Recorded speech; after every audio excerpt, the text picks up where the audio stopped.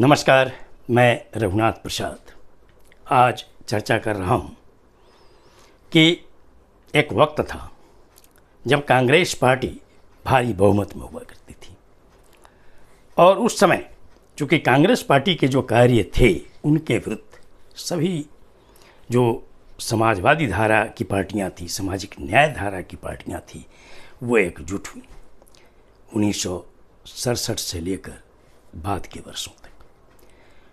चाहे उस वक्त डॉक्टर राम मनोहर लोहिया जी का विचार हो, श्री जयप्रकाश नारायण जी का विचार हो बाद के वर्षों में, या श्री कर्पूरी ठाकुर जी के भी समय में हुआ कि विपक्ष को एकजुट किया गया, चूँकि कांग्रेस की नीतियाँ सामाजिक न्याय की नीतियों से मेल नहीं खा पा रही थी। आज परिस्थितियाँ बदल गई हैं। जो कांग्रेस पार्टी जिस तरह से सत्ता में थी, काफ़ी बलशाली थी, आज के समय में भारतीय जनता पार्टी उस जगह पर विराजमान है। भारतीय जनता पार्टी केंद्र में सत्ता में है और विगत 10 वर्षों में कार्य ठीक है जो भी हुए हों, लेकिन आज भी चाहे वो सुप्रीम कोर्ट हो, चाहे वो हाई कोर्ट्स हो, वहाँ पर सामाजिक न्याय के लोगों का उचित प्रतिनिधित्व नहीं है। जो देश की 45 सेंट्रल यूनिवर्सिटीज़ हैं, जो देश में लगभग 600 जो अन्य सरकारी यूनिवर्सिटीज़ हैं, उनमें वाइस चांसलर के पदों पर आज भी कोई नुमाइंदगी नहीं है। बहुत कम नुमाइंदगी के, नाम मात्र की नुमाइंदगी। जो प्रोफेसर और एसोसिएट प्रोफेसर्स के पद हैं उसमें SC ST OBC की नाम मात्र की भागीदारी है। जो IIT है, जो एम्स है, जो IIMs हैं, उनमें जो फैकल्टीज़ हैं उसमें SC ST OBC का प्रतिनिधित्व नाम मात्र का है। कहाँ कहाँ गिनाएं, बड़ी संख्या में सार्वजनिक क्षेत्रों का निजीकरण हुआ है, वहाँ वैसे भी आरक्षण प्रभावित हुए हैं, सरकारी नौकरियां घटी हैं। ऐसी परिस्थिति में SC ST OBC को आरक्षण चूँकि प्राइवेट सेक्टर में नहीं है, इसलिए वैसे भी उनका रास्ता कम होता चला जा रहा है। और ऐसी परिस्थिति में हम लोग यह देख रहे हैं कि चाहे बिहार हो, जहां श्री लालू प्रसाद यादव और श्री नीतीश कुमार जी अलग दूरी पर हैं, उसी तरह श्री नीतीश कुमार जी के रास्ते पे श्री चिराग पासवान जी हैं, श्री जीतन राम मांझी जी। हम लोग देख रहे हैं उत्तर प्रदेश में कि सुश्री मायावती जी अलग हैं, श्री अखिलेश यादव जी अलग हैं, श्री ओम प्रकाश राजभर, श्रीमती अनुप्रिया पटेल, श्री संजय निषाद, श्री जयंत चौधरी जी भारतीय जनता पार्टी के साथ सत्ता में भागीदार हैं। उसी तरह कर्नाटक में श्री HD देवेगौड़ा साहब की पार्टी भारतीय जनता पार्टी के साथ।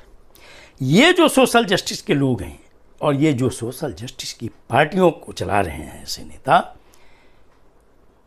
क्या आप लोगों ने कभी यह सोचा कि जो आने वाला समय है उसमें सामाजिक न्याय के SC ST OBC का भविष्य कितना प्रभावित हो रहा है? क्या आपको यह नहीं देखना है? उसी तरह झारखंड में श्री सुदेश महतो जी हैं, वो भी सामाजिक न्याय की धारा के विपरीत भारतीय जनता पार्टी के साथ। वक्त है विचार करने का कि क्या Shri Jyotiba Phule, Chhatrapati Shahu ji Maharaj, Periyar Ramaswamy Naicker, doctor BR Ambedkar, doctor Ram Manohar Lohia, Jannayak Karpoori Thakur, Manyavar Kanshiram ji ने यही कल्पना की थी। उन लोगों की कल्पना थी कि सामाजिक न्याय के लोग एकजुट हों और एकजुट होकर सामाजिक न्याय की लड़ाई लड़ें।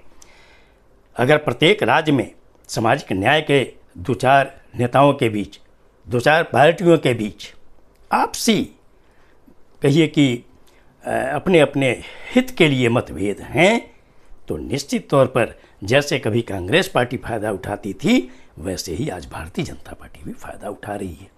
और सामाजिक न्याय का ये बार बार कहना कि राष्ट्रपति के पद पर सामाजिक न्याय के लोग हैं, उपराष्ट्रपति के पद पर सामाजिक न्याय के लोग हैं, प्रधानमंत्री के पद पर सामाजिक न्याय के लोग हैं, बहुत बड़ी संख्या मंत्रियों के रूप में केंद्र में सामाजिक न्याय के लोग हैं, तो यह भी हमें यह मानना पड़ेगा कि यह संघर्ष हमारे सामाजिक न्याय के उन्हीं नेताओं का है कि आज चाहे कोई भी पार्टी हो, चाहे वो कांग्रेस पार्टी हो या भारतीय जनता पार्टी हो, उनके पास भी अब यही रास्ता है कि बड़े बड़े पदों पर SC, ST, OBC को आपको लाना ही पड़ेगा, अन्यथा आपको सत्ता नहीं मिलेगी।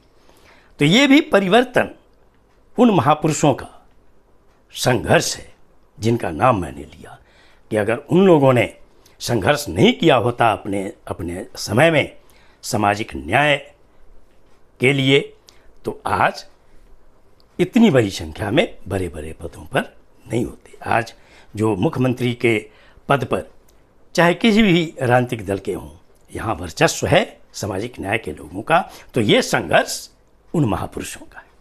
इसलिए मैं अनुरोध करूँगा कि सामाजिक न्याय और समाजवाद की राजनीति करने वाली जितनी भी पार्टियां हैं, आप सोचिए और उन महापुरुषों को याद कीजिए जिन्होंने सामाजिक न्याय के लिए ही आजीवन संघर्ष किया, और आप एकजुट होने की कोशिश करिए, थोड़ा सा 19-20 समझौता करते हुए, और इस देश में एक ऐसी धारा बहाइए कि सामाजिक न्याय की लड़ाई मजबूत हो। ये वीडियो आपको अच्छा लगा हो तो निश्चित तौर पर लाइक करें, शेयर करें। अब तक मेरे चैनल को आपने सब्सक्राइब नहीं किया, सब्सक्राइब करें, बेल आइकन को टच करें ताकि मेरे हर आने वाले वीडियो का नोटिफिकेशन आपको तुरंत मिल जाए। आप सभी लोगों के लिए शुभकामनाएं। धन्यवाद। जय हिंद।